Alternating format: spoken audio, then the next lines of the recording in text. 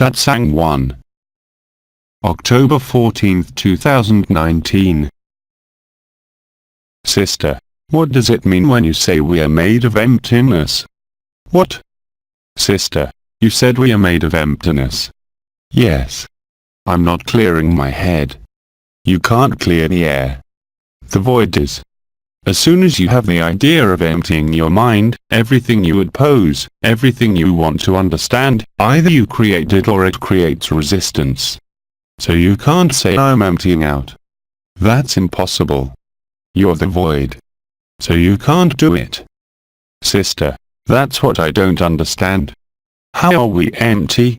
You can't understand it, and that's what I keep saying.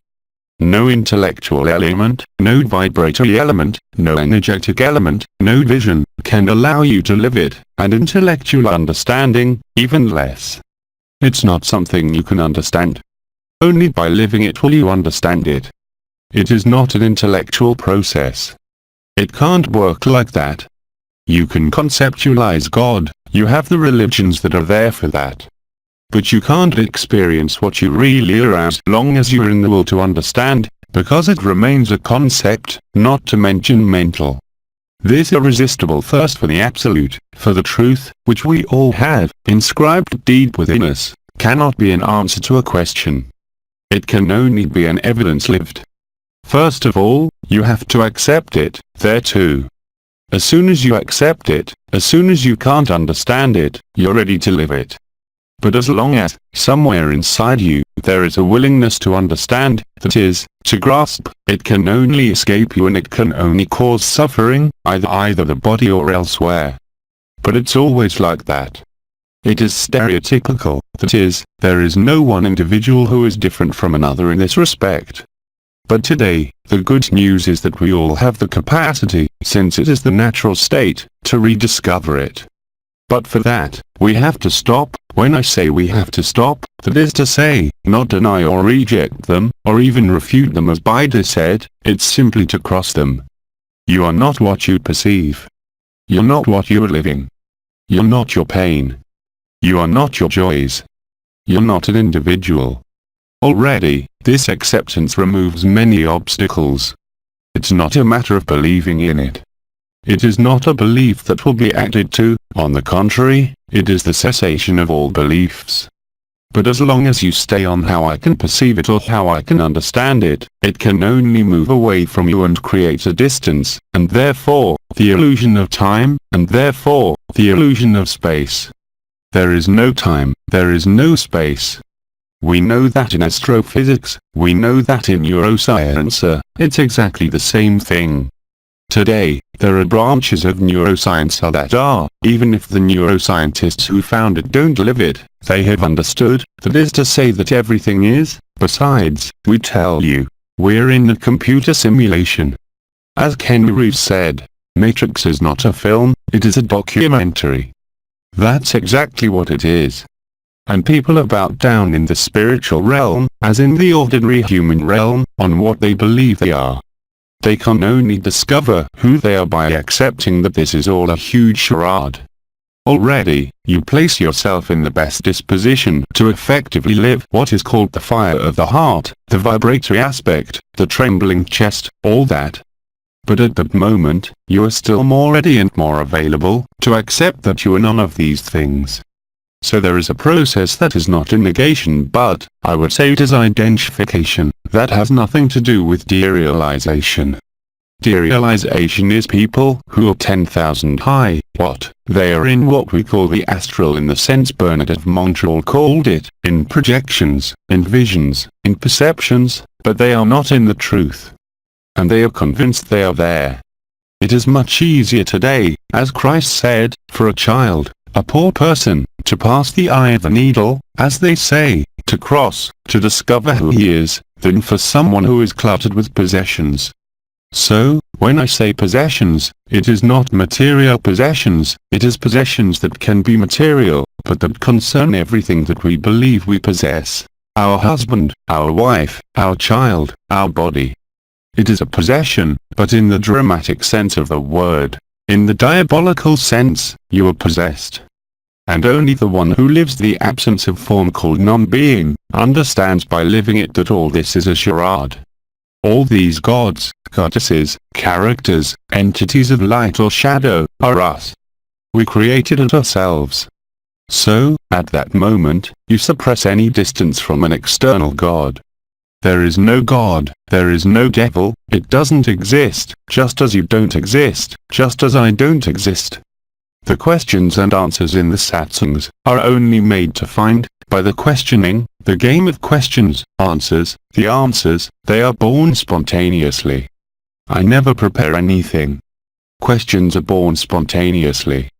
But it is this set of questions and answers, which is not made to nourish the mind, which also creates availability. Believing oneself to be two, that is, a questioner and a respondent, a knowing and an unknowledgeable, is an illusion that ends the game.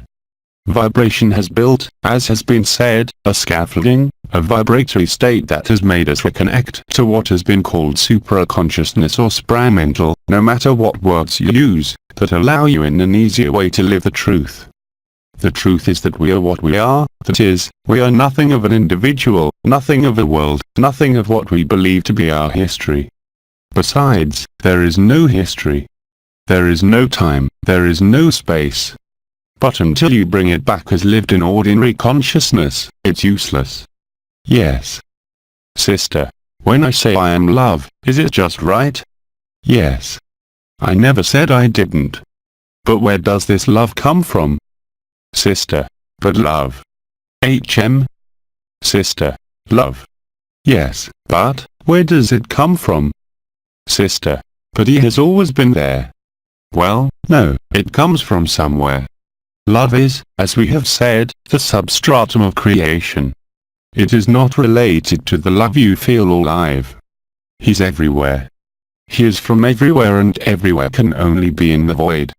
The emptiness that the ego, the spiritual pride, the self, call nothingness. It is exactly the opposite. Nothing means born before, too. Born before what? Before love, there is something. There's what you are. Sister, but we are love. You are not only love. You are manifested love, but you are, above all, increated love.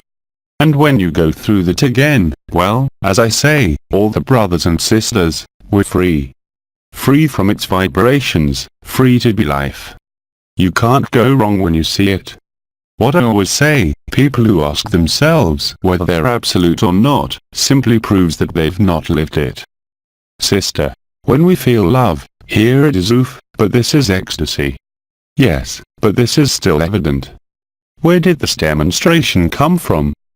Sister, I don't know that, where it comes from. But yes, you don't know that, you can't know that, you can only live it.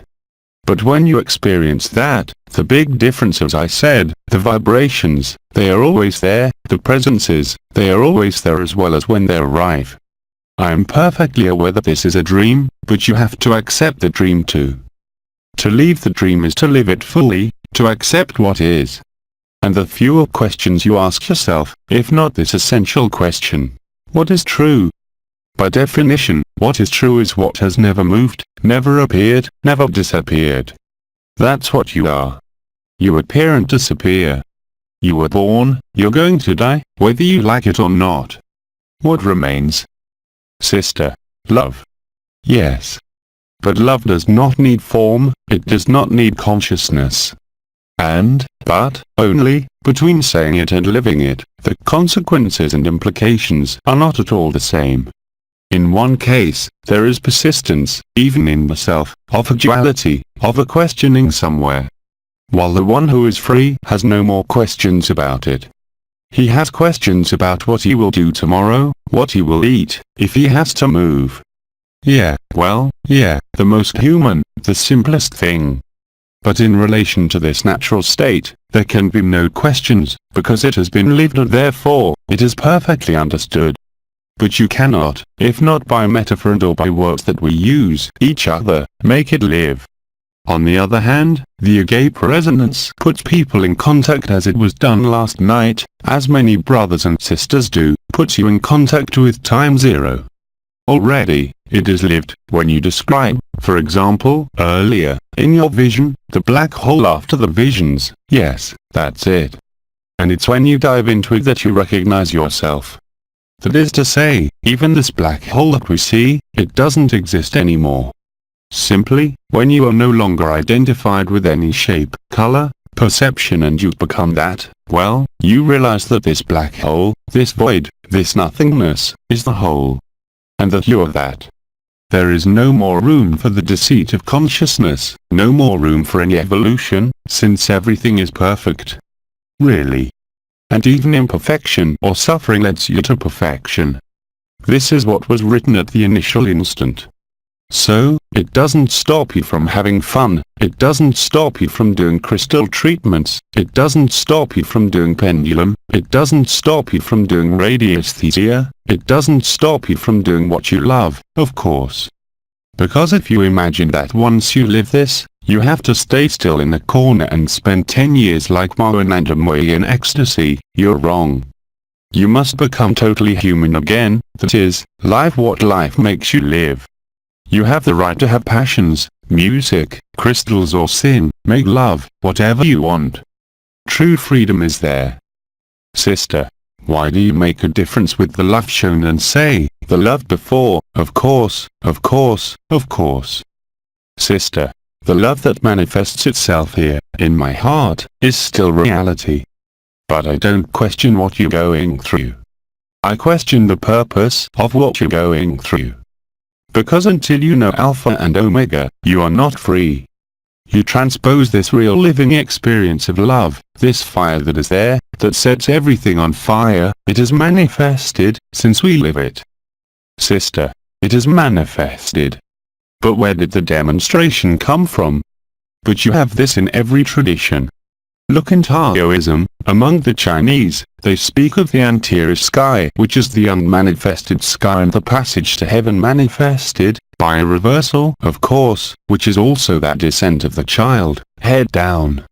But you also find it in Kabbalah when we talk about the Zephyr tree, with Keter, the coronation. A lot of people think it's the best. No, after that there is Ain, Ein Sef and Ein Sephor, that is, the light and what is beyond the light. For NDES, for example, it is very simple, what are called near-death experiences. 30 years ago, I was part of the research teams of the French Association INSD Moody, and we had questionnaires for people who had experienced NDES. So we know that there are 10% of near-death experiences that are hyper-negative. People come back and they're even worse than before. There are 90% of them positive, and in these 90% of them positive, there are only 5% who have lit the truth. All the others, they were wooed by much younger, better dressed family members. So, if you're a Christian, you go to Jesus. If you're a follower of Krishna, you go to Krishna. If you're a follower of Islam, you go to Muhammad, and so on. If you're a Buddhist, you go to see Buddha. But they're holograms, they don't exist. Light is external. A being of light, the light is inside, it is there, again, when there is a form. So all these beings, these people who cross the tunnel and who have landed in a world where everything is love, everything is ethereal, have only seen ghosts.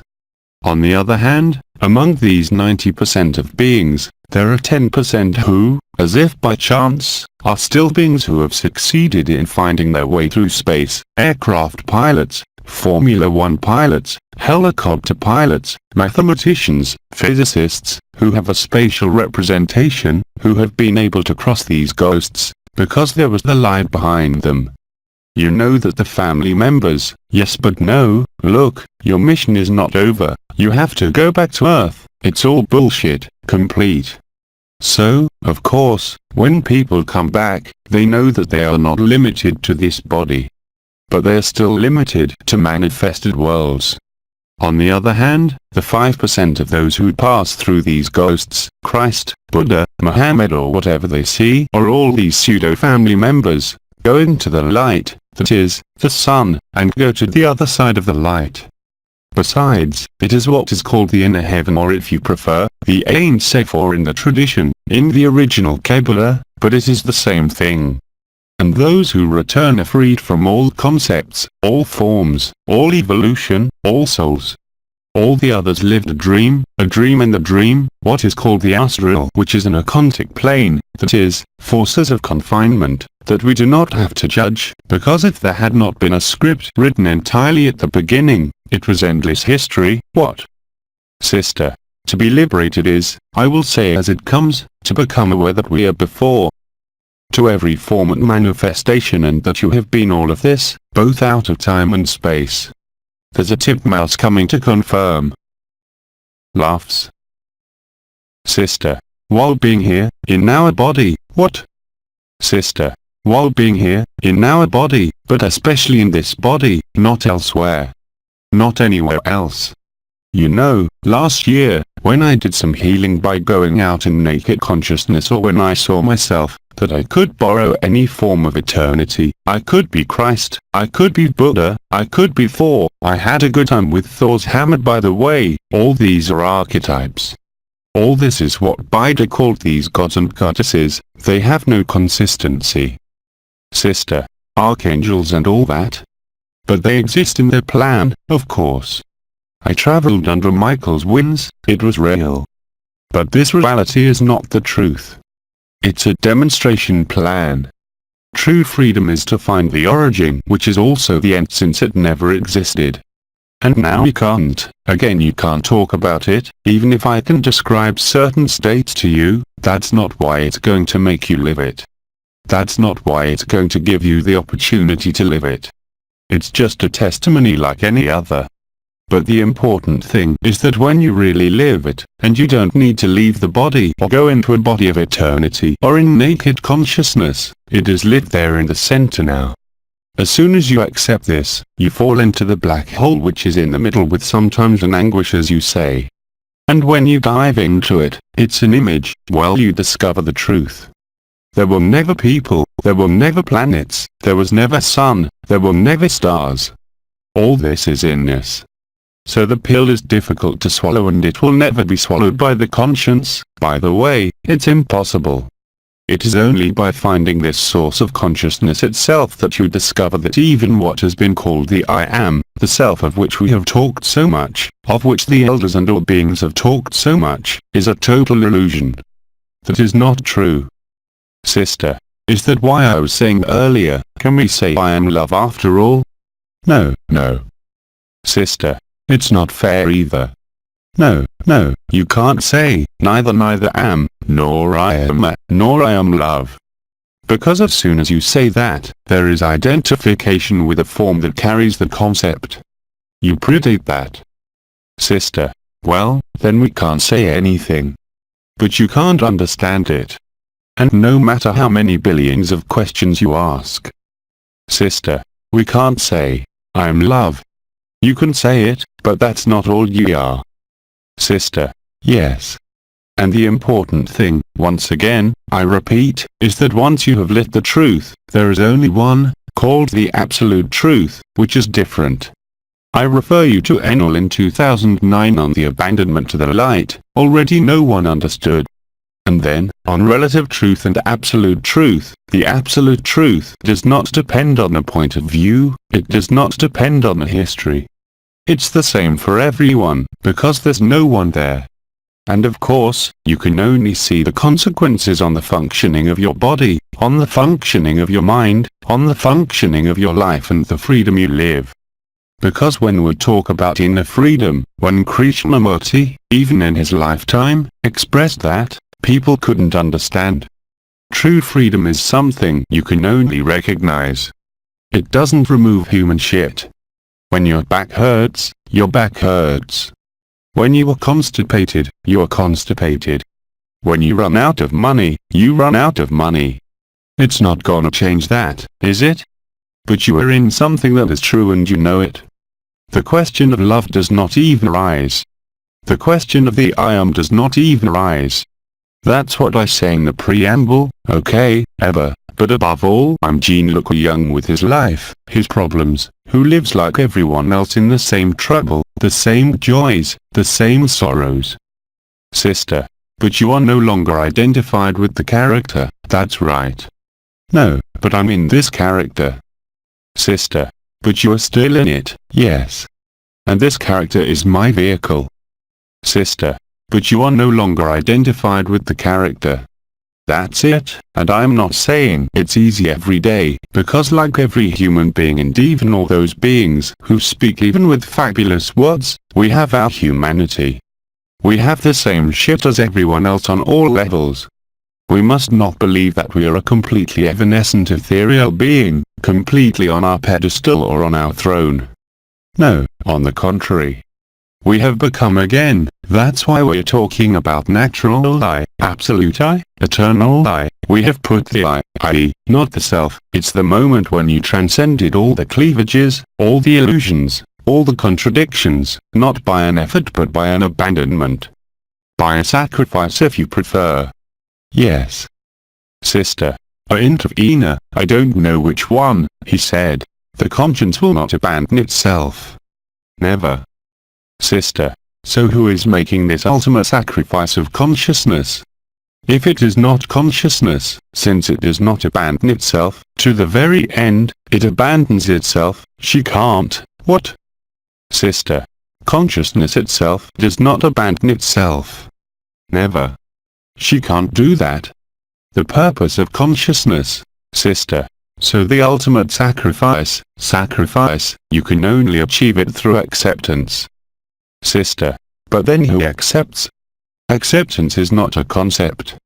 It's not to say, I agree to eat this or not to eat this, or to make love or not to make love.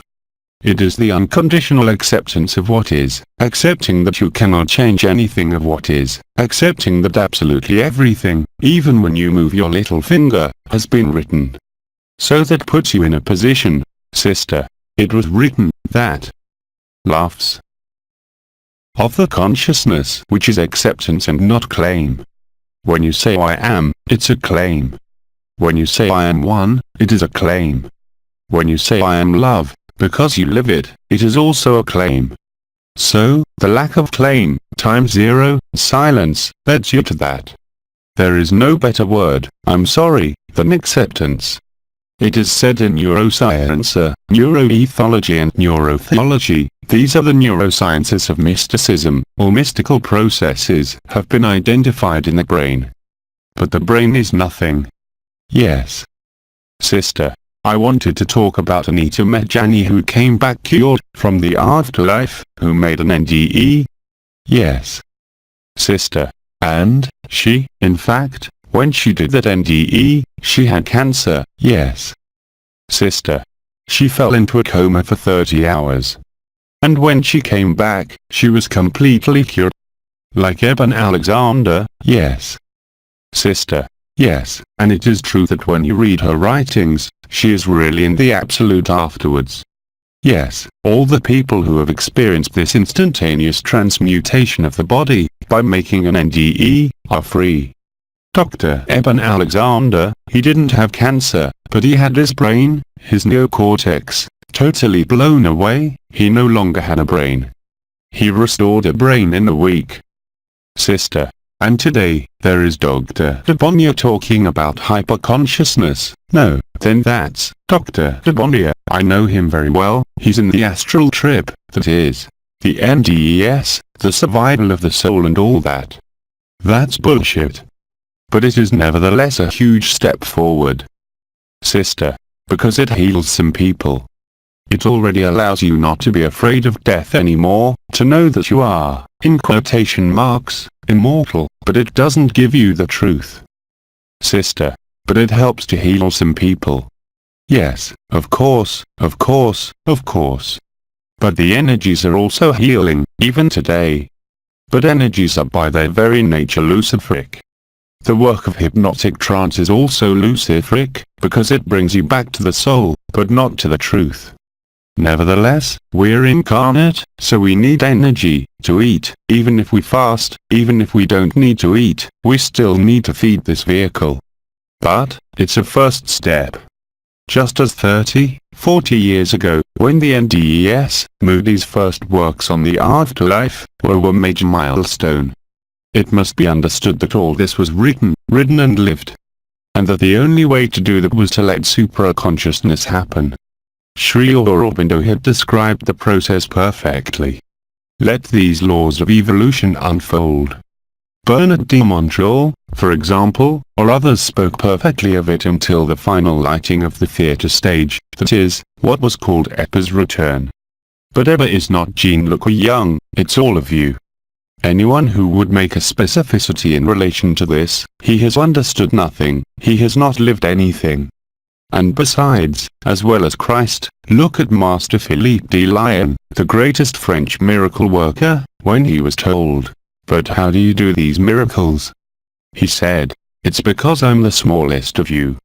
That is real humility. And apart from this humility really experienced, there is no space for solution. Well, we can call it sacrifice, acceptance, welcome.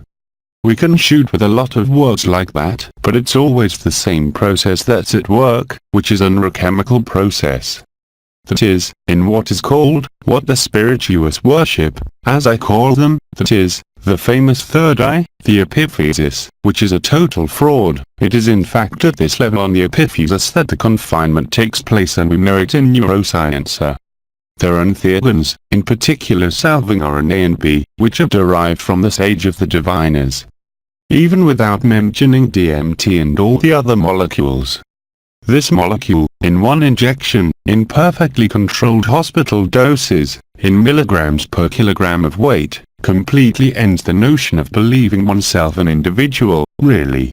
We know today, for example, with technologies, with electromagnetic induction coils that were created by Professor Michael Persinger in Canada, who is also a neuroscientist. I put this helmet on you, we bought it, we have it at home, with software, I trigger what you want. An awakening of the Kundalini, mystical visions, by stimulating certain areas of the brain. As if by chance, these areas of the brain are on what we have called the stars, the 12 stars. That's exactly what it is. For example, we know the difference between someone who is in the astral and someone who is absolute because they've investigated, they have done MRI scans. It's very simple. The absolute has a cerebral edema on what has been called Hickendungs, here and now, a real cerebral edema. Moreover, Dr. Hemmer had found that when someone was going to die, he had an edema on this area, which corresponds, of course, to the area of language, but also to the entire motor cortex, but also to the awakening of the Kundalini. All this is perfectly mapped in neuroscience. There is, evidently, you have to have access to this knowledge, but it's always the same, whether in astrophysics, neuroscience, molecular biology, it's the truth. Time zero is recorded in all our cells, without exception. So, whatever, that's why I was saying today, the good news, the whole world is ready. Whether in scientific circles, organizations, companies, enterprises, multinationals. The world is near. Ready for what? They don't even know, that's why we have to deliver the good news to them. You're the truth, it is within you. Everything else is just passing through. Then, after that, the speeches will vary, the words that will be used will depend on the structure of my brain, the layout of my brain. The words I will use are not the same as those used by Betty or Claudette or Annette or others. I only give last names, because it is not necessary to name them all. This is the strict truth. But the one who went the furthest, moreover, she died, at the level of this truth. If you really want to have something powerful to put in front of your eyes and read, it's Christian Singer, of course. Because she gave her life, she died. She succeeded, she was not healed, but what she described and lived it through in the days before her death is exceptional, exceptional. Because she knew she was going to die, there was no way out.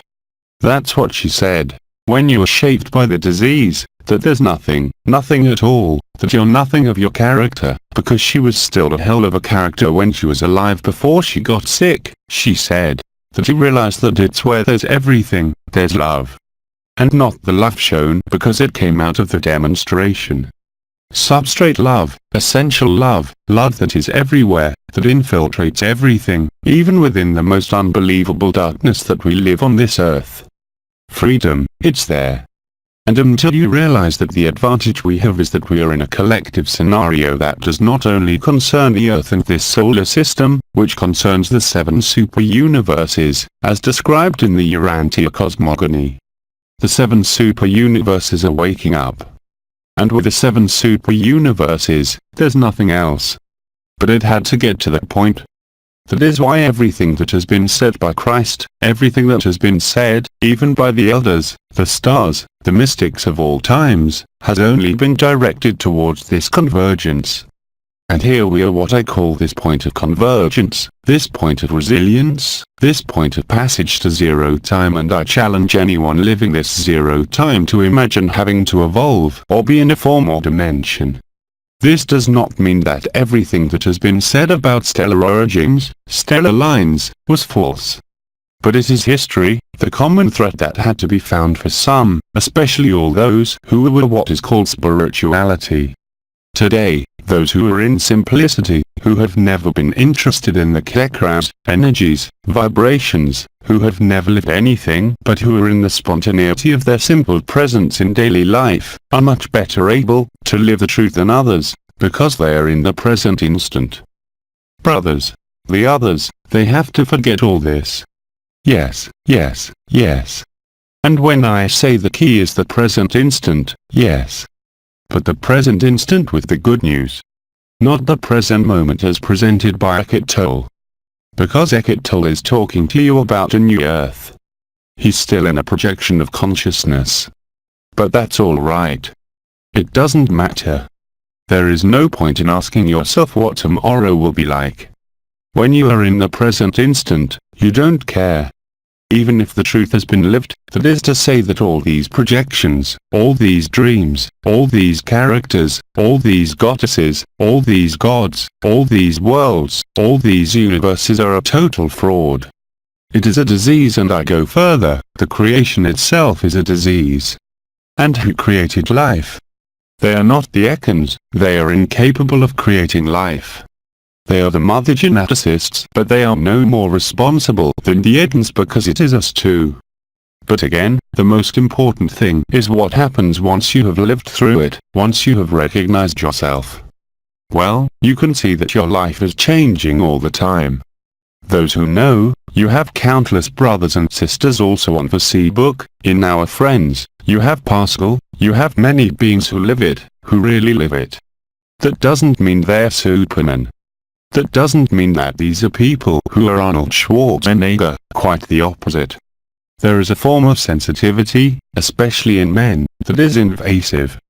But it is not a sensitivity in which one is attracted but which one crosses.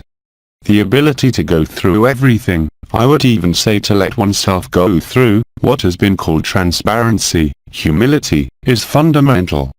Being transparent is simply not to stop anything. A window, the light passes.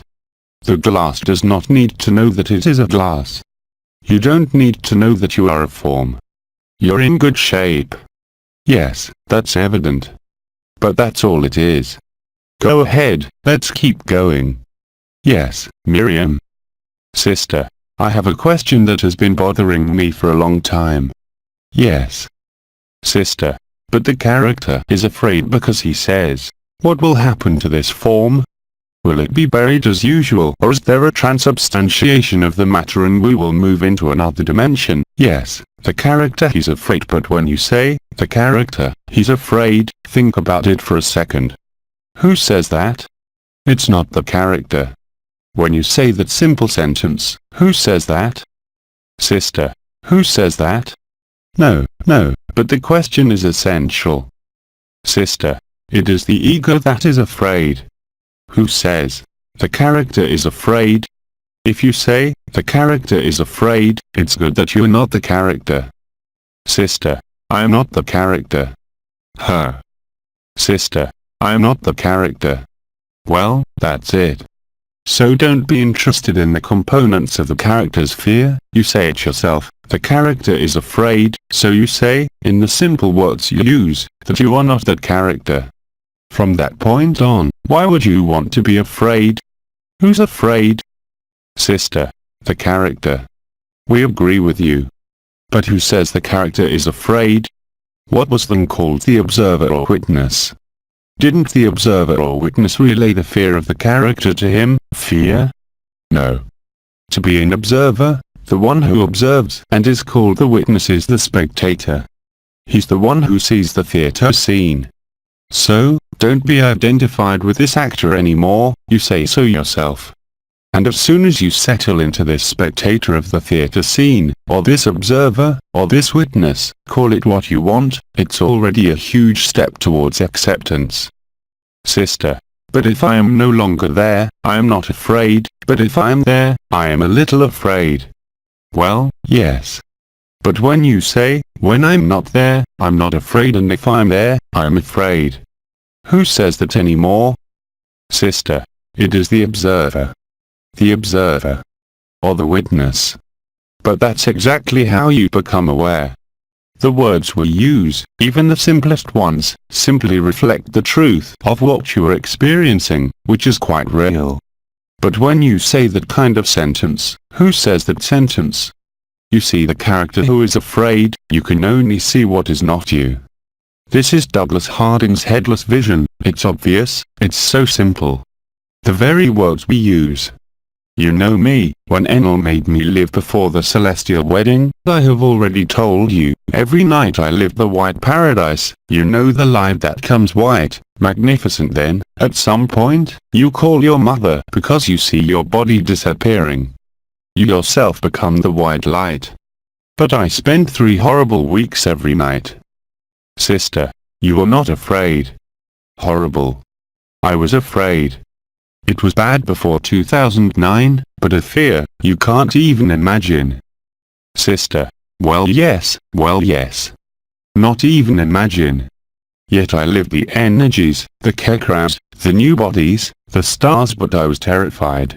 Until the moment when Enel, every night after experiencing this, he repeated to me, Hikepnungs. Oh yes, Hikepnungs, when you experience that, damn it. And after 3 weeks, what happened? Since there was nothing I could do, I agreed. And the Celestials' weddings began right after that.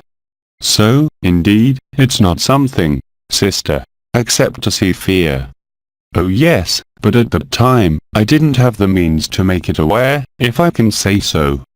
What was afraid of, if not the one who was identified with that form, with this character? And yet what I saw was not dramatic, it was the white light that made everything disappear like a fog, if you will, but with an unspeakable love, an incredible fire where everything is consumed. Why were the stars, Jenna and others talking about this consummation of love? Yes, there are plenty of them living it right now. This fire that takes you, that shakes everything, that starts from the feet and invades you and even becomes boring at times. This is the consummation of love. Accept, and you are free. There's nothing else to do, especially not to do something.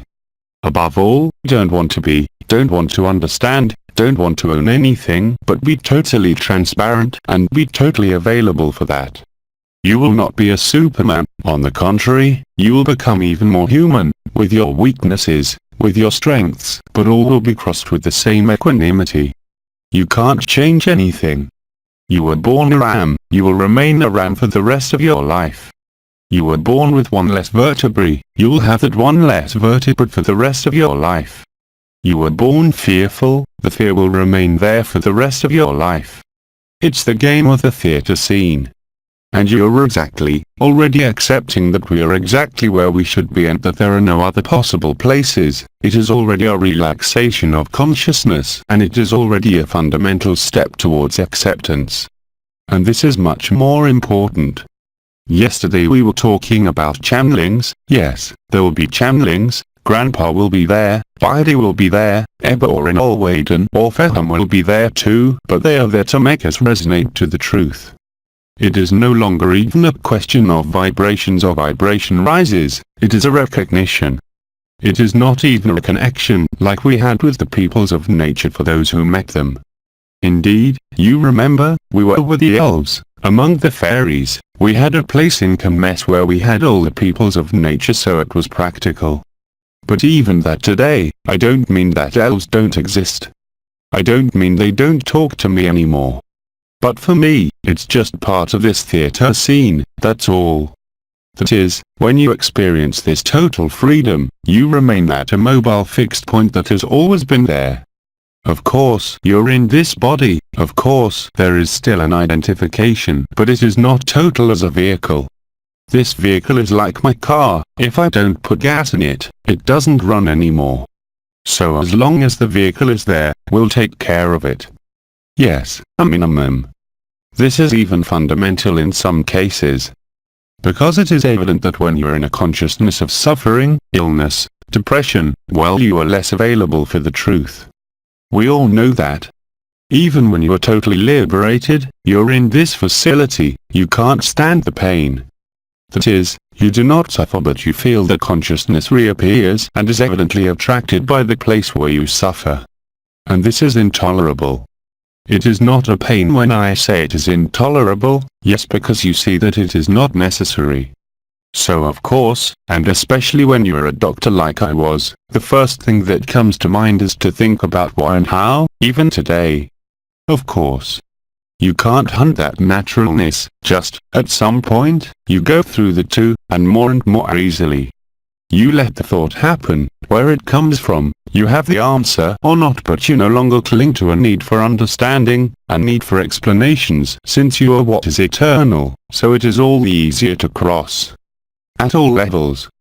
This is how you discover the power of the intelligence of life that makes you say that you are no longer your life.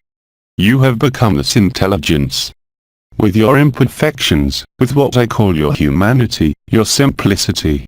You are not trying to escape anything, you are simply lucid and present. So, indeed, today more than ever, this notion of the present instant is fundamental. Agape is born from the present instant. So, all that practice is without practice we are going to see. What I did to you last night, what you're going to do in the evening, will lead you to that. We're obliged to perform on the theater stage even without being identified, even as observers. But it is precisely the theater stage that allows us to get out of the theater. It is this stagnation, this societal collapse that is happening on Earth and that is accepted by everyone except those who still have their heads in the hole of the ostrich, that is evident for everyone. We're in the process of global extinction. While it is called collapsology, collapse, disruption, it is words but it is the same reality. So there is not even the question of the absolute, next, of tomorrow. It is precisely a huge opportunity, to let the present moment take hold, it is the only key. The last keys were given in May, it was the pronunciation of the birth name. That is, within the confinement, within the illusion of the last name and the first name. You know the difference, maritime law, land law, birth certificate, your birth is declared, you no longer belong to yourself. And precisely it was hidden in that, in the worst illusion, that is, the last name and the first name, that the ultimate truth was hidden. And that it is not for nothing that people pronounce, even me, last night when I do, so before, well, I used to put myself in the posture, I explained it, hands like that, agape, faham, crossed feet, I waited for the energy to rise, that the vibration becomes active, that the double Tor, the sacred fire becomes active, and there I pronounced the names. Now, I don't even need to. All I have to do is say a name, I have nothing to ask, I have nothing to know, I have nothing to decide. From the moment I read a last name in this state, which is the state of free, of liberty, the other is in me, he can only find himself. So obviously, that's what I'm saying, it's not meant to cure, even if it cures. It's about rediscovering yourself. And everyone has the same opportunity. Of course, these practices were created without practice at first to get used to this freedom. But now I don't even care if it starts to vibrate, if it's the igneous fire, if it's the Torah or if it's the person who enters me or me who goes into it, whatever.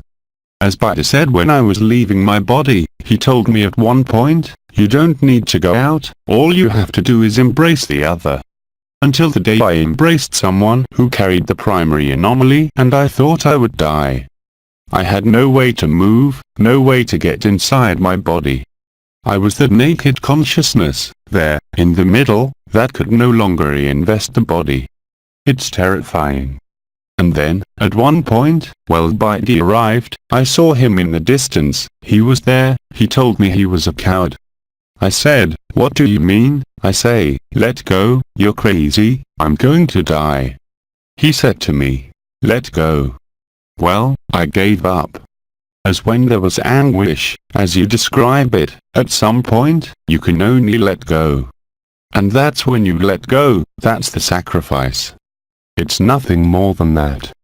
It is not sacrificing your car, your husband, your wife, your children or going to stand, I do not know where, in conditions where you are at peace. Peace is inside. As long as you seek external peace, you will not find it. External peace is a total illusion. This is what puts you in the process, in research, in quest. And the hardest thing for those who are in spirituality, in energy, in what we have lived though, is to let go of all that. Brother, it is in nature that we are. Nature is a great help. Yes, of course. It's been said so many times. Of course, once again, it is better for this vehicle to be in good condition and it will be all the more in good condition if you're immersed in nature next to the trees. Even without doing any shamanic rituals or contacting fairies and elves. And near the water, as Faham said. Even I was surprised. Because when we went by boat to meet cetaceans, whether in Quebec, Tarifa or elsewhere, we were over a boat. We were with the water but not in the water. And then, in July, we had a little time, I went to get into the river water, we had time. But it's incredible. Any water, when you are saturated with water in a bathtub even at home. Sister, in a swimming pool. You're experiencing something unheard of. You're in your natural state. That is, you regain the memory of what is called the first dream. It is still the water that carries the dream. The Spirit of God is the Spirit of God that floats on the waters. The waters, what has been called mystery, the waters from below. But the waters below have joined the waters above. Now, we're going to go, Arniel planned it, we're going to the waters below, since we'll be in groundwater, in caves. We're going down to Plato's cave this afternoon. This is not insignificant. It may sound like tourism, but it's not just tourism, far from it. Because we're going to find ourselves on the water, but in the waters below, that is, where there's no sky, in caves. And everything is done that way. Why did you choose that? Because you were thinking about the waters below or just came up with it? Brother. Why? Because I don't know, I had seen a comment, yes, it will be difficult, it seems to me that it was my mother who said it might be difficult to find water in Belgium except for the water that rains. The water that rains. So I thought to myself, a river, so I first had the idea of a river and then it was by looking at the tourist attractions, the caves and all that and looking, I thought, but I know caves where you can go by boat in the water, it would still be special. There are two in Belgium that I knew and the closest one being this one, it was the most interesting. It was the one that had the longest course in the world open to the public. The intelligence of light led him to propose this and other outings. Because it is Belgium that you wanted to make people discover too, something but, it corresponds to the adjective of the light. This is what is called the intelligence of light. Sister. What OMA was saying. Which will lead us this afternoon into the groundwater. Sister. And what am I supposed to do? I'm going to take a foot bath. I don't go to the caves, I take a foot bath then. Brother. You have the bubble bath upstairs. Sister. The bubble bath are. Now, we're not going to go swimming anyway. It's like in the ST. Lawrence, when we went to Quebec City this summer, the water was at 4 degrees. So the body there, I don't think it can resist. But already to be in this atmosphere of groundwater in a cave is not trivial. Brother. No, then we can, as we said, see the height of the boats, we will have our hands in the water at the limit. To be in contact with. So that's all that, if you will, all the people who came close to the water, even to their bathtub, who didn't have any water in their homes, or who went into a lake, a river, a sea. On Facebook, you have a lot of friends who describe it to you. It's incredible what's happening. Your body is no longer in the air, it is in the water. It changes everything. Because the water was informed. The singing of whales, you know that the singing of whales, there are scientific articles coming out of everywhere because they did not understand why the singing of whales changed in 2009, after August 15th, after the Metatronike keys. That's when the whales started singing the Song of Awakening. It's real. It's real. It's on the theater stage, it's completely real, it's not a view of the mind, it's not happening elsewhere, it's happening here. Sister. And at Port Dory there is an exhibition on cetaceans, and next Sunday, there is a film on whale song. Yes, yes, yes. They are talking about it more and more. Yes, they talk more and more about it because it surprises everyone. You even have a gentleman who works on whale singing and who has realized that whale singing is, above all, what we call Apotheose. So, without going into details, it's a little complicated. It's called at first, it's a gentleman named AYOUN who wrote a book called L'Homme et des Particules. It was he who paved the way for what is called molecular architectonics. When a molecule, whatever it is, changes shape, it changes shape all the time. A molecule, it emits photons. For example, when a hormone arrives on its target, at the organ level, we were taught in school, in biology, even elementary, at the lycée, that the molecule came to embed itself in the wall of the cell to deliver its message, its information. There is nothing more false. In fact, what triggers the message is the changing conformation of a molecule. This Mr. AYOUN, a long time ago, more than 30 years ago, had demonstrated that there is a music of particles. He had worked in a stable, a dairy, in Normandy, and he had calculated, it is very easy to do. He had posed as an equation, E, energy, is equal to m2, the mass that multiplies the speed of light squared, and that E, in quantum physics, equals h.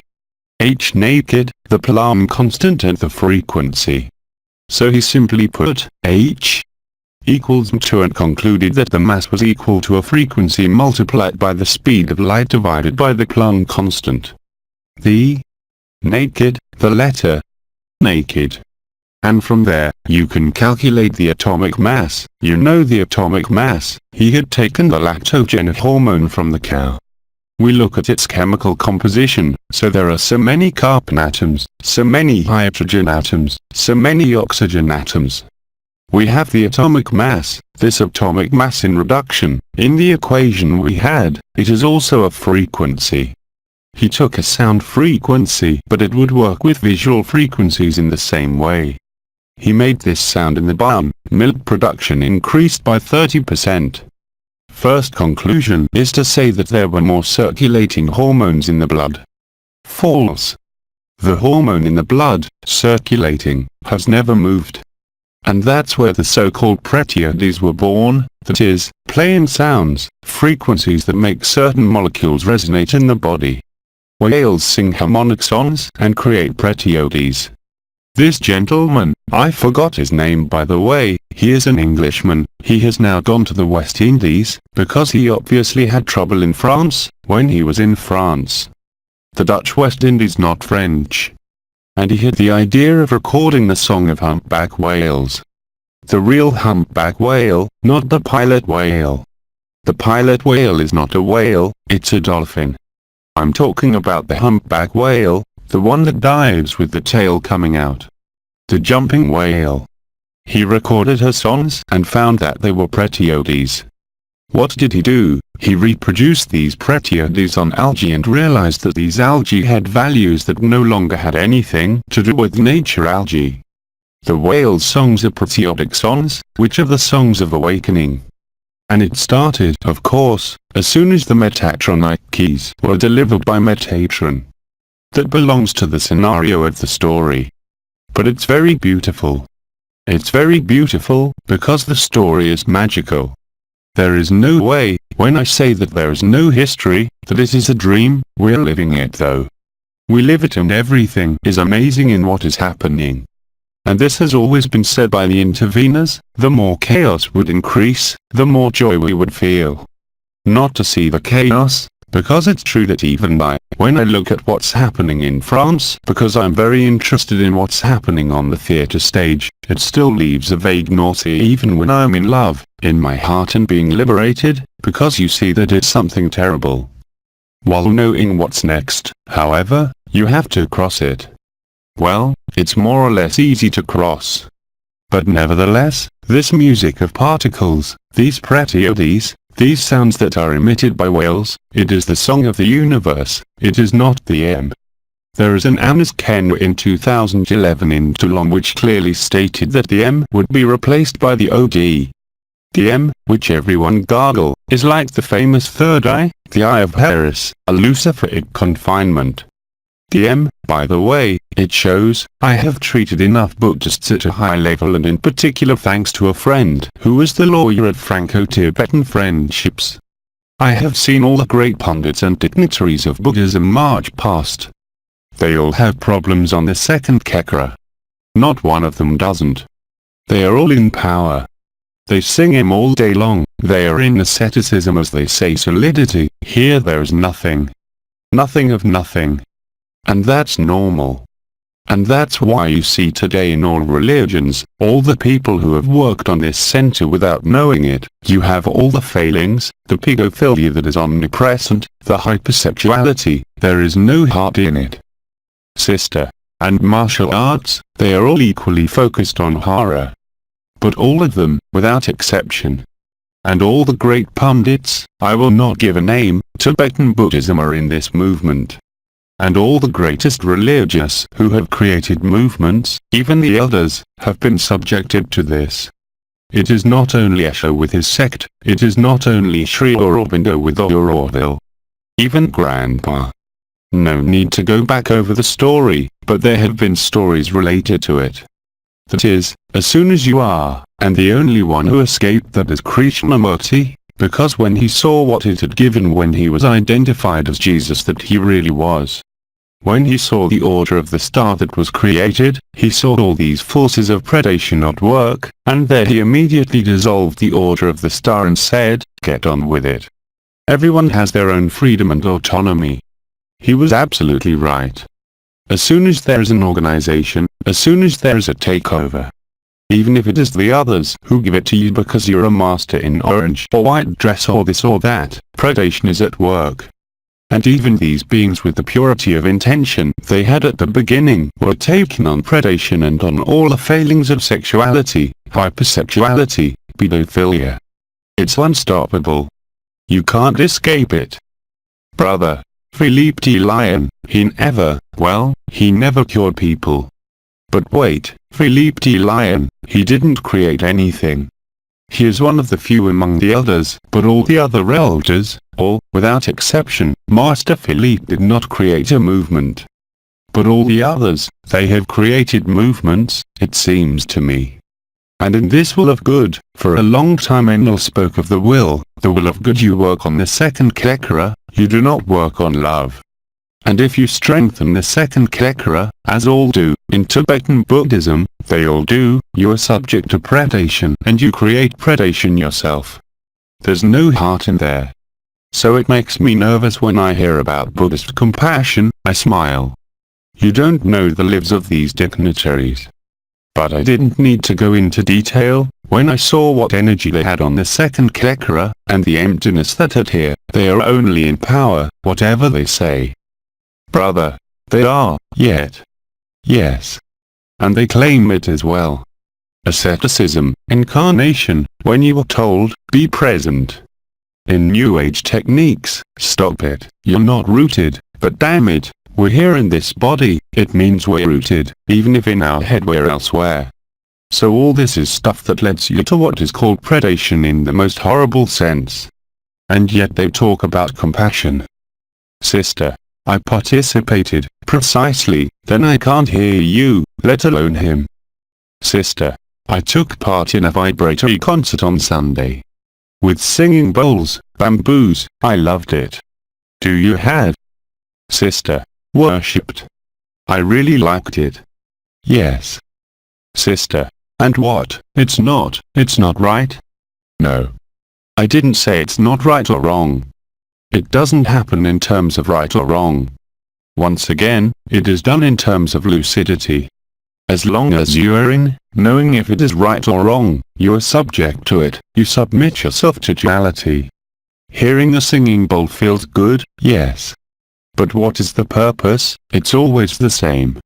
You can feel very, very good with singing bowls, with tuning forks, with frequencies, with music, with a being, but what is behind it? There is always, whether you like it or not, this predation that is there. And she works, I would say, below the threshold of consciousness. And that is why almost all the elders, even if Krishnamurti straightened up very quickly, afterwards, when he dissolved the order, I don't even know the name anymore, finally, when he dissolved the association, the order of the star, he escaped it beautifully. But all the others, Father, Ram, as great a commander as he is, even Peter Denev. Well, yes, they created the Brotherhood. From the moment you create an organization, that's what Krishnamurti said, spirituality cannot be organized. As soon as there is a federation through a being, who thinks he is a guru, a master or an awakened person, or through a religion or through a group membership, you are not free. And you use the forces called relational forces, but relational forces, they are located on the second chakra. Because the strength of the relationship at the level of the fourth chakra has nothing to do with the relationship, it is a resonance. The relationship is not a resonance. In the relationship, there are two individuals. In religions, there is the priest, the imam, the priest, the teacher, in spiritual groups, and then there are the students. But as long as you are in this posture, you are not free. So, it is not a term of good or evil, it is a term of lucidity. Yes. Sister, what did it have to do with the predation here, with the singing bowls, with? Sister, what does the predation have to do here? It was listening to a concert. I didn't say it was predation. Sister, oh, that's what I didn't say that. I simply said that everything that is frequency, whatever it is, makes you live things. The light, the sounds, the music, the singing, the artistic creation, but after that, everything depends on your lucidity. Do not confuse what she expressed in relation to sounds with movements, or so-called spiritual organizations. What I mean by that is that, as soon as you want to organize life, you are in predation. And this predation, it works in an unconscious mode at first. That is to say, as soon as you are not lucid, even if it is with the will of good, because I don't think we can say that Ram Mikhail Ivanov is someone who wanted the evil of humanity, it is he who is the most human. But, the fact of having created an organization automatically creates predation. So, the concert she attended was not an organization, I don't know. It's two different things. But it's obvious that the predation is at a level, I would say, infraconscious or subconscious, if you prefer, and that once the damage appears, it's too late. That is to say, you are placed in the position of master, guru, religious who teach, but if you lose sight of the objective, which is the freedom of the other, and it is very easy to lose this objective, then it is over. At that moment you are recovered, as are all the great archetypes. When I went to Van Allen's mirror and saw all these gods, all these goddesses, who were mirrors that reflected the light infinitely, I understood that everything had been diverted. Same Mary, same Jesus, same Buddha, and all of them, without exception. They are all recovered by the forces of duality. It doesn't question the messenger. It calls into question what we did with it. And besides, there is a very funny story, God and devil walking together on the beach, and then, God says to the devil, I will give freedom, because the human being is free, so I give him total freedom. And the devil says, what? Don't worry, I'll organize it. That's right, that's right. You cannot be free and belong to any organization whatsoever. Of course we've all been there. I've been a Buddhist, I've been a Christian, and anything that could be religious in quotation marks, I've been there. At the age of 33, I lived the Passion of Christ, really lived with the holy smells in my hands every Good Friday. Did it change my life then? No. Absolutely not. Only the discovery of who I am allowed that to happen. When I was talking about Van Allen's belt, when I saw how big he was, by the way, because he describes it in his books. When you arrive and you see these mirrors that send images to infinity of all these archetypes, all these gods, all these goddesses, it is a total falsification. Again, if I take Mary's example. Mary, we made her the queen of heaven and earth, that's what she is, but on this earth, she was the most humble of characters. You would say today, she was the most naive and gullible of women who ever lived on earth. She didn't know who she was. That's what Master Philippe said. Master Philippe said, I am the smallest of you. You have it in the symbolism of Christ, in the washing of feet. It is the one who is the smallest who is, it is the humble one who is the closest to the truth. It is never the one who shows up with an orange or white outfit or, with garlands around his neck, creates an ashram. They are possessed. Despite the fact that they were authentic and true. Because it is the fabric of this world.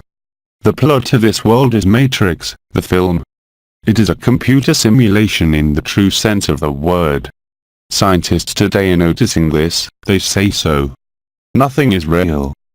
Sister. There is neither God nor Master. No God, no Master, especially not. Especially not. You cannot follow anyone and be yourself. And someone who would ask you to follow him, I never asked you to follow me, if we followed the story with A.D. since we had to rebuild the gates, the stars, the vibrating structures. But today, if you hear me say something like that, run away. That is not possible. Freedom cannot be part of even the most noble grouping. Neither here, for example, is the Agape Foundation a spiritual organization, it is an organization that is intended to give the good news.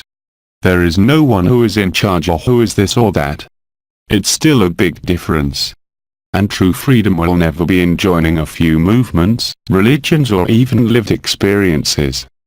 Brother, there is a sentence that says, neither boss nor homeland. That's right. But not reversed, as they are now doing with the New World Order.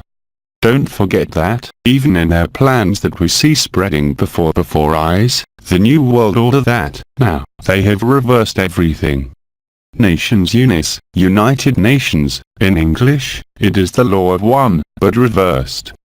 They don't know, they are obliged to refer to duality. When we talk about energy, I too have been doing energy for 25 years, I sometimes do basic energy, even though I know that it is luciferic energy. But I'm not fooled. I'm not making it an objective or something that's the truth. But you have to help yourself. When you're on a stage, you use the set. There's your game, of course, and then there's the set. Well, the scenery is there so. Sister, there are still people who need energy care. What? Sister, there are still people who need energy care. Even if, I never said I didn't.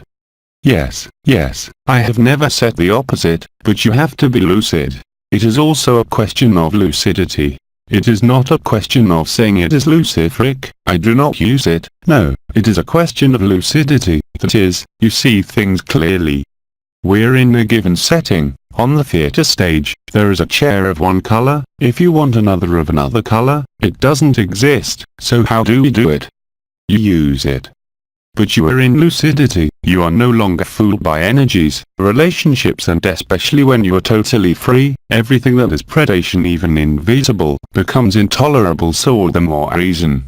You can no longer exercise the slightest predation towards anyone. That is humility. It is not to put yourself in a posture, it is to live that not only is the other one us but what we do to the other. As Christ said, it is to ourselves that we do it, even to the enemy, to the so-called enemy.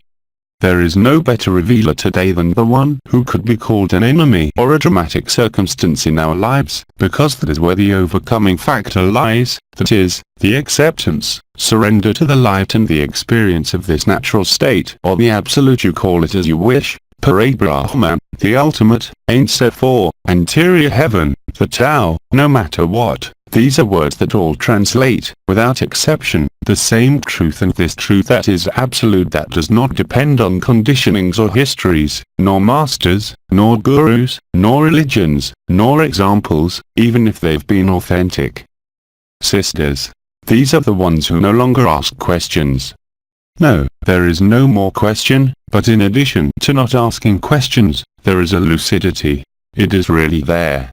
It is not a discriminating lucidity, because there is no longer any me to see, to feel the entities of light, of shadows. Of course, at a level of being, I see it clearly, but it's of no interest. This is the moment when you accept that everything is perfectly in its place, even the most intolerable things, even if they stir you up, as I said earlier.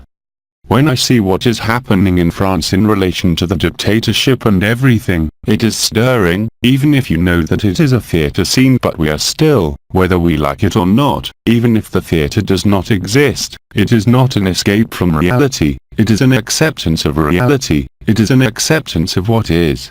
Freedom is there. Sister, the French Europe. I didn't say it was easy, but nevertheless, if you put yourself in a position of acceptance, it becomes easy. It is much easier to accept a caress or an embrace of love than to accept a slap. It is evident to everyone, but there are in some cases and in many circumstances where today the slap is the only way to live the truth. This is also non-judgment. When I say that all movements have been, all groups, all religions have been in predation, I do not condemn them. I simply say that it was lucidity that showed me, and that it was necessary to reach the end of the dream, to understand that it was a dream and everything is in its place. There is nothing left to chance. Everything has been written, whether we like it or not. It is unthinkable otherwise, but once again what I am telling you is not an acceptance, it is not a concept, it is because it has been lived. The lived experience I am talking about is the moment when you dive into this black hole and realize that you are really all worlds. But that no conscience can apprehend it, no intellect, even the brightest, even if it can conceptualize it. Look at Nassim Haramein, he comes to the same conclusion today.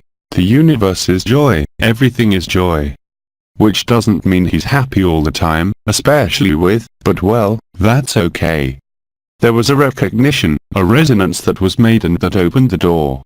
It is not the relationship, as I said, that opens the door, it is the agave resonance and resonance, or the agave network resonance, or the fire of the Sacred Heart, you call it as you wish, it is what creates this resonance, that is, what abolishes distance, the very notion of distance or the notion of time. I told you this when I do the care. People make appointments at this time of day, but I do the care when I read the name. I don't have to take care of it at that time. There are even people who have understood even better. They don't even need to ask me, they just have to write a request and they're already cured. I had nothing to do with it, I didn't do anything. They simply contracted what is called the ultimate a causal field of physics, the zero time that I carry and that I am, that's all. But he could do the same thing with any brother who is going through the same thing. That's the good news. There is not a being at the center who directs all this. We are all, both in the center and at the same time on the distant periphery, we occupy all spaces and all times. Sister. And Nassim Haramein, he discovered an incredible thing, which is that in the nucleus of the atom, it's a black hole, actually. Yes, but of course, but the black hole is omnipresent. We are made up of 80% of AYOUN. Sister, that's what he discovered. And all astrophysical calculations have been made by all astrophysicists considering that dark matter and what they call vacuum was a negligible amount in the calculations. Sister, while it's very ponderous, while the universe is made up of emptiness already at the base, at 80% of emptiness, and, of course, it is the black hole. Sister, when you say empty, it doesn't resonate with me. The emptiness is full. I didn't understand what. Sister, the void is full. Yes, it remains empty only for those who remain attached to the person, clinging to his form or clinging to the self from the anguish, hence fear. But those who fully accept this emptiness, who accept to let themselves be crossed, are instantly and totally free. See, what is important is to understand that today there is such simplicity to live it. It is so simple that our brain cannot accept it, and the consciousness even less, and yet that is the good news. That is the good news. It is nothing more than that, and that once again, it did not exist 2 years ago. It was really a specific moment when there was this Van Allen belt that literally exploded with its plasma mirrors that diffracted the light to infinity, and by carefully reading what he wrote yet 40, 50 years ago, he describes it perfectly. He also talked, as he said, with the gods, the goddesses and everything, until one moment I remember very well. There is a man who comes to see him, a great Indian medium, who says, "I communicate with Maharshi." Baidu looks at him and says, "Yes, yes, Maharshi, he is there, I see him, I also spoke with him, forget all that." He was perfectly right, but at the time, no one could understand it or even live it, but simply it was a prefiguration, which is why among these last sentences, which he did not write, which he said, "My words cannot fail." At the time, I am sorry, there were many, many people who went to see him, and not many at the time who experienced this liberation. In fact, this freedom, because there is no liberation, this real freedom, today we are really millions at all ages. Sister, and those who channel light beings into channeling that receive light messages are, but the white lighter, when I was channeling the people who were with the channel agents, they could see the archangel coming down there. Then after in 2012, there were many who fled, because it was no longer a beautiful archangel or OMA in his outfit who was descending, but they saw a being, Baidu, who was timeless, who was the black light, not the shadow, and they confused the black light with the shadow. The black light is real. It's the antechamber of the black hole, it's in the Zephira, it's what we call creative intelligence. There's Keter, Chukma and Bina. Bina, it's the spiral nebula, and Chukma is this creative intelligence, it's the famous black hole. Yet it has been described in Kabbalah. We have the same thing in Taoism among the Chinese as in Kashmir Tantrism. Sister, are these people real? Are they real? What? Sister, these beings. No more than you do. No more than you do. At first, people, I'm talking about 2012, people saw Enlil arriving there, then Baidu arrived, but now, even when I feel there, I know they are leaving here. There is a junction that has been made between what was called the Marian channel that has descended to the unity gate to the heart chakra, and when the junction is made at the heart, it is the new Eucharist, as it has been called. All the vibratory structures melted into the igneous fire of the heart. When a presence emanates, it emanates from here, even if I feel it at the same time here, and you will certainly see it here, but it emanates from here. It's me, it's just me, since there's no one there, so they don't have more reality than you.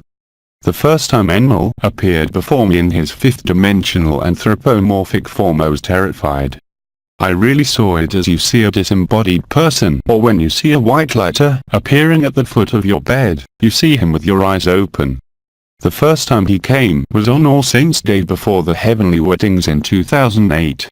The second time, I tried to establish contact with him. What did I do? It came in a certain form. I thought of that form. Enlil came, said, "You are not going to freeze me in a form." I didn't understand what he was saying to me. He says to me, "I am not the shape you see. But yet, I see you." He says to me, "Yes, I see you too." and that I didn't understand right away.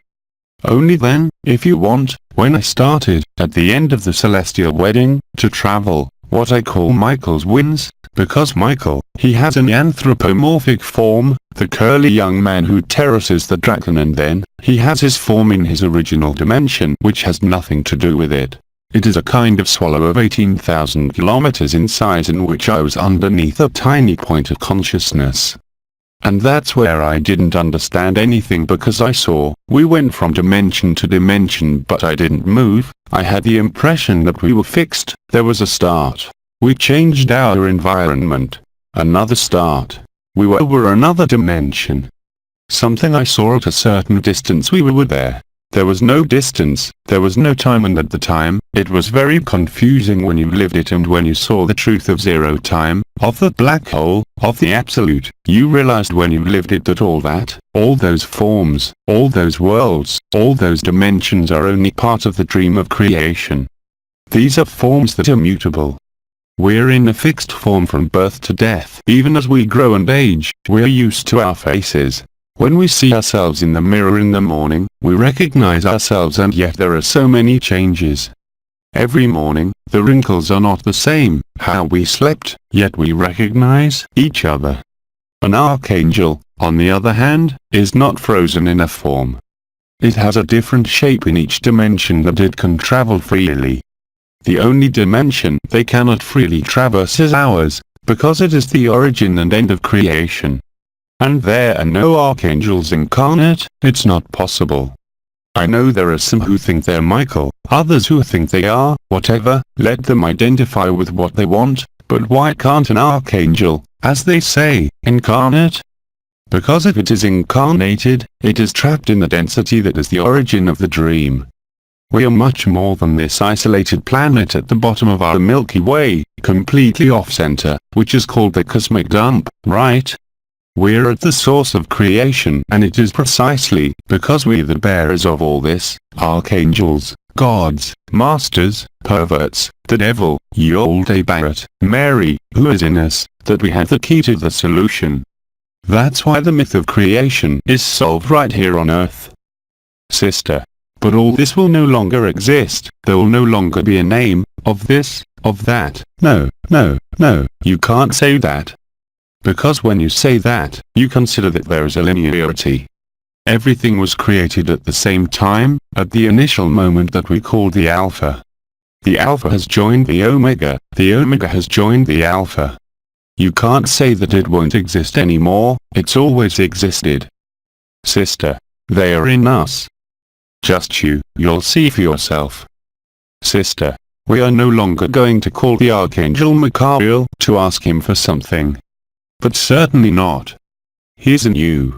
It is already a reversal, I would say, from the outside to the inside. It is a changeover that puts an end to the myth of creation. But there is no more Michael than there is of you. You're the originator, you're the cause, and you are the result of it, of everything. Sister, when you say that we are all dimensions, yes, all the dimensions are in it, as they say, but we are indeed the great whole. Sister, will we be conscious? You don't need to be conscious. Sister, I don't know, I talk like that. When you live, sister, of all the immensity.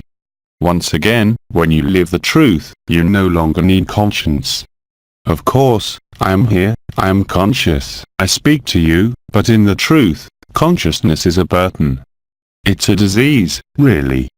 It's not a pun. Consciousness is a terrible disease. The only chance we have is that it's a deadly disease.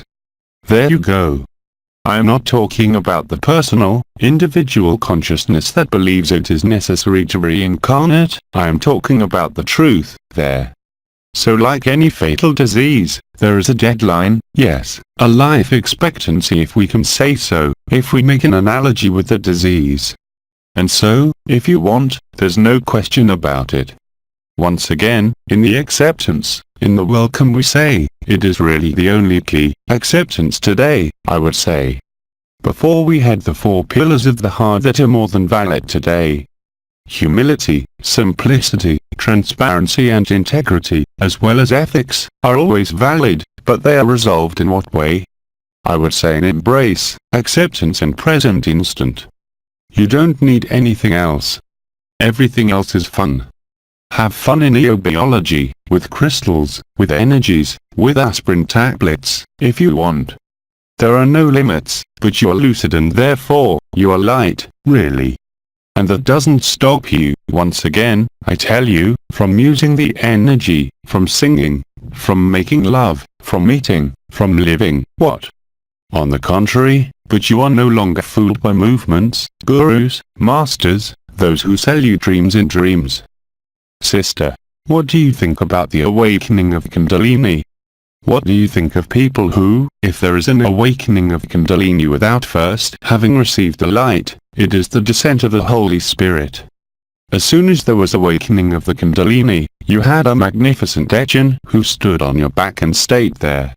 All the people who have had access to this vision, especially in the shamanic worlds that you are sold there, in Latin America, with ayahuasca ceremonies, are black ceremonies.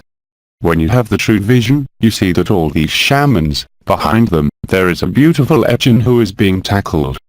It is not serious, it is a game, but the awakening of the Kundalini, if there has not been a descent of the light, is a process called luciferic. If there has not been activation at the same time, because the awakening of Kundalini, if you're right-handed, it is linked to the sensory motor cortex that is called, we call the Wennick area, pardon the Brocae area. All we learned in high school about Sylvius Fisher is the Sylvius area that controls the hand, the entire sensory motor cortex. This is the awakening of the Kundalini, but there must be hik and nunks, that is, both sides. Without it, it is a dream. Sister, if we are present here and now, today, it is better to try to be present, totally inscribed in the present moment, what I am experiencing at the moment, to let thoughts and emotions pass through, to be available, to accept, even if afterwards, it will be necessary to act, to be proactive, to take a pill or change the place, or to change hands, or to change women. First, accept. Do not confront the conscience, do not confront the need to understand, explain or see, and you will be free instantly. The agape resonance, the practice without practice, will bring you closer to that. Sister, but the awakening of Kundalini can, but yes, indeed, we changed our name, for those who have followed out for a long time, when the light finally came down, since 1984, it has perforated the sheaths of the chakras, it has penetrated what is called the middle channel of the spine called the Sushumna, it has fused at the sacrum level, and after the wave of life has risen in 2012, the currents Ida and Pingala, that is to say solar and lunar, at the level of the Sushumna, and moreover, it is no longer called the channel of the Sushumna, it is called the channel of the ether, that is to say that it is where the ether has passed, and at that moment, your channel of the ether is covered with adamantine particles by the descent of the light. Therefore, the descent of the light is a prerequisite for the ascent. All those who have worked and experienced Kundalini awakenings without first experiencing the opening of the chakras from above, well, are simply possessed by an Echin.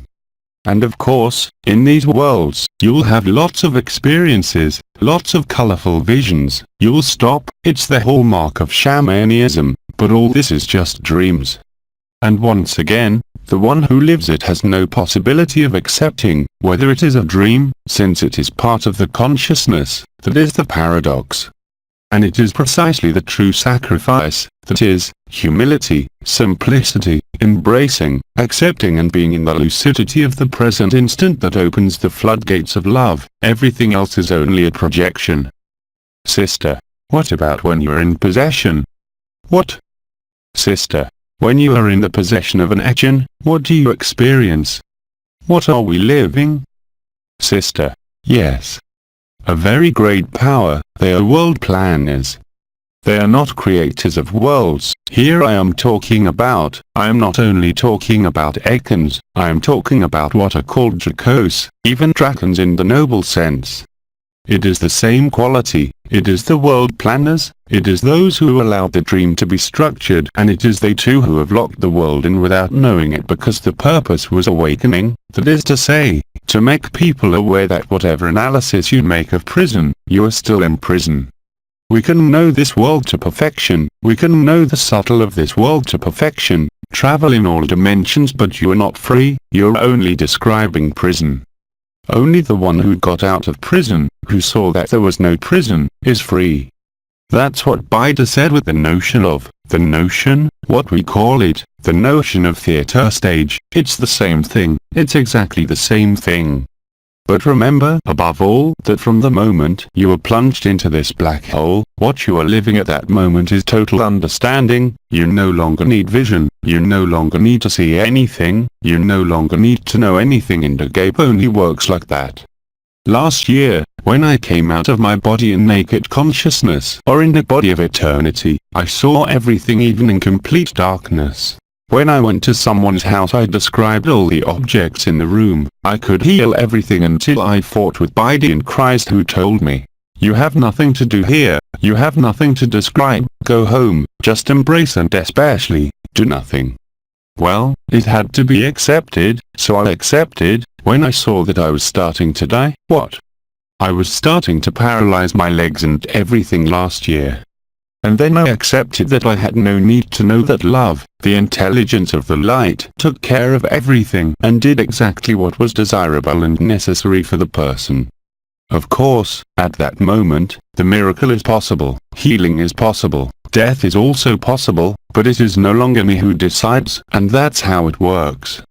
That doesn't mean I don't see anymore if I want to see. Sometimes, in some cases, for some heads of head even harder than me, I get out of my body, go to people and act physically. Besides, some people see me in dreams and everything. They're not dreams, they're reality. But overall, I no longer need this form, this identity or any god or goddess. It is done alone and, above all, without me, and that is why it is accessible, I repeat, to everyone without any exception. Sister.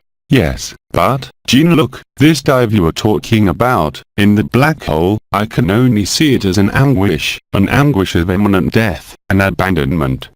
It's as if, okay, I accept to die, as we just said, the conscience will never accept. That's right. Sister. Can this dive be done differently, as by, when I talk about acceptance? Sister.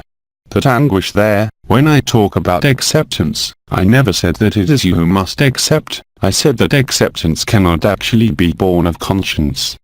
It's the release of consciousness, it's the moment, it's the other side, it's the sacrifice. Come on, I'm sacrificing myself. It's the moment when you say, I have nothing more to lose, I have nothing to die, I live, I don't care.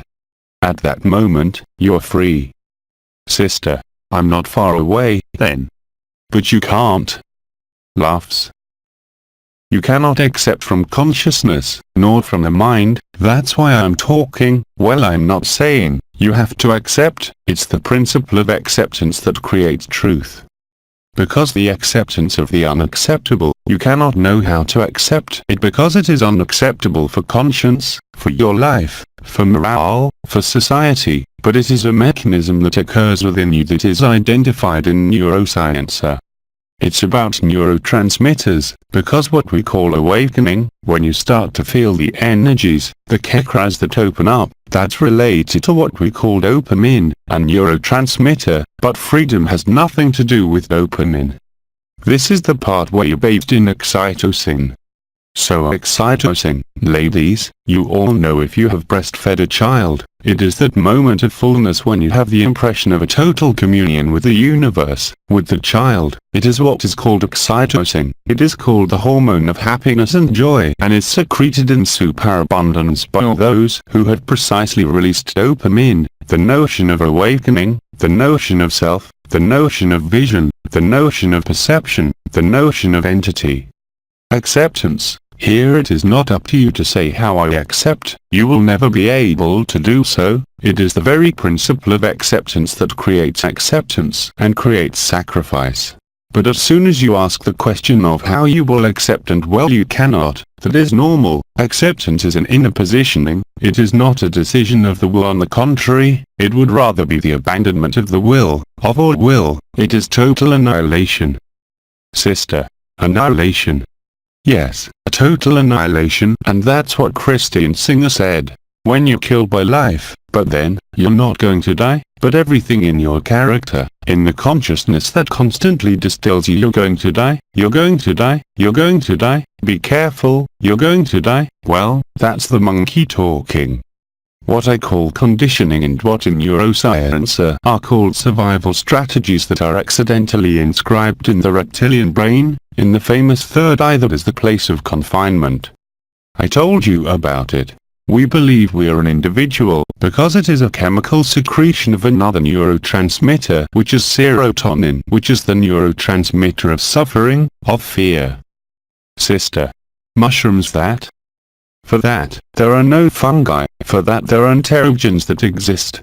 One that you can't find anywhere, that is injectable DMT, methyltryptamine, and not MDMA. MDMA is a drug used by the fighters in Daesh. DMT is a natural substance found in some magic mushrooms but that I absorb. In your country, you have other molecules I mentioned, salving and in one injection, you put an end to the myth of individuality, really and concretely. I also told you that there were magnetic induction coils with the helmet. Moreover, if you want to buy it, it costs €200, is called the Shafi helmet, the well-named one, by Professor Michael Persiner. You see, a computer, you have induction coils, and depending on where you put the coils on the 12 stars, there you trigger what you want and even the end of the myth of individuality. Suffering comes from believing oneself to be an individual or a form, believing oneself to be a world, because the worlds are a suffering, consciousness is a suffering. So, you cannot from consciousness and from the mind even less. When I speak of acceptance, do not translate this by the fact that I have to accept with my mind. No, it is an unfailing total acceptance position of what is, on which you accept that you can change nothing, because everything is, absolutely everything has been written, as soon as you really accept that. So, acceptance in the archetypal sense, if I can say, and not mental or in the sense of consciousness, you're instantly free. But of course, during the time, your conscience will whisper to you, danger, danger, danger, it's not true, it's not true. Sister. There is an observer who sees. Do, exactly, sister. It's starting to do that. What's going on? How can I handle it? You can't handle it, again. Sister. This kind of resistance. Don't try to do anything, there's nothing to do. As long as you believe you can do, you don't. Everything you think you can do, puts you in opposition. Sister. Yes, I can feel it. In resistance and friction. So what happens then? Even if it doesn't happen in the head, the body will toast there, because you will be invaded by more and more fire, vibrations, tremors, beyond reason, if I may say, and at that moment the consciousness has re itself with the vibration. Sister. I just want to ask you if you heard about, not long ago, I saw on the internet a gentleman who invented a device. He connected it to plants, and and then the plants, they sing. Of course, they sing, the plants, they can't even scream. Sister. It make beautiful sounds. You have the works of, before him, 40 years ago, you had a gentleman named Leo Watson who wrote supernatural, natural books and who demonstrated by connecting electrodes but without converting it into sound. You put a green plant with 2 electrodes, one in the roots, one in the stem, and in front of this plant that does not speak, that does not live, supposedly amorphous, you take live shrimp and boil them. The plant, it emits an incredible suffering, incredible, everything is alive, everything is suffering. Sister. So these sounds, he amplified them to put them in a greenhouse, and the plants they have. Yes, you hear the music, it's the same thing I was saying about Gelsonimer, about preterides and sound frequencies. Yes, of course, it's the truth. And you know that a tree pulsates, but the pulsation of the tree, it is not like a 60 per minute, it is a pulsation every half minute. So the heart of trees exists, not on the same frequency as us, like plants, but consciousness is everywhere. It is in the atom, it is in the black hole at the limit of being and not being, It is in people, it is in the plant with the same intensity, without going to the vegan extremist. But the one who is very sensitive could hear his salad leaf while he is eating it, hear his suffering. Yes, it really suffers, but not in the same time space as us, so we do not perceive it, but it is real. The carrot that you peel suffers as much as the duck that you will eat. Sister, is it possible to feed only on light? So there are some who do, but I wouldn't recommend it. Sister, I try and every time and I am too tired.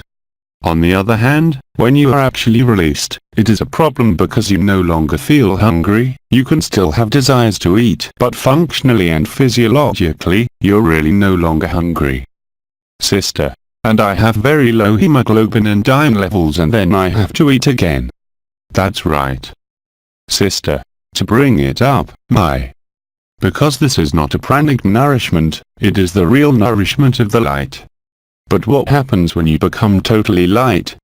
But you die. Well, it's a shame to miss the end of the story anyway. Laughs. So you might as well stay alive, well incarnated, eat and make love if you're old enough and share and life. What? Today, you are more likely to be alive, in your life, to be real than to put yourself in an ashram or a cave alone. That's bullshit, the Buddha under his tree, but wait, you don't see the cinema, it's cinema. Sister, Apotheose, at one time, proposed to us to fast dry to metabolize light. It is no longer useful. Yes, it is useful, but this fast is dry, it lasts 24 hours, 3 days. Sister, that's right. But living and feeding on light, I'm not talking about pranic feeding. Did you see how she ended up, Martha Robin? Thank you, I don't want to end up in a bed with the host every week. Laughs. I prefer being alive. Sister. And who lived like that? Yes, we can live without food, but necessarily, you will pay for it in your body. So obviously, if you have the destiny to be a Martha Robin with your host per week, completely paralyzed, go ahead, but no thanks, I'm fine. I have much more joy, even if my appetite has decreased, to be at the table with friends. Besides, it's easier to eat when you're in a group. I can already see it when you're alone at home. Sometimes, you don't even think about eating. 11 o'clock in the evening, shit, you haven't eaten anything, you've had breakfast. No, not even. But on the other hand, when you're in a group, it's called not agape, but agapes. Sharing the meal is sharing the joy, sharing life. The suffering of the salad or the carrot you put in your mouth, but I guarantee you that the suffering of the carrot is the same as the suffering of the piece of beef. Come on, let's stop. Through Jean-Luc Young. Les Transformations. English translation, LMF.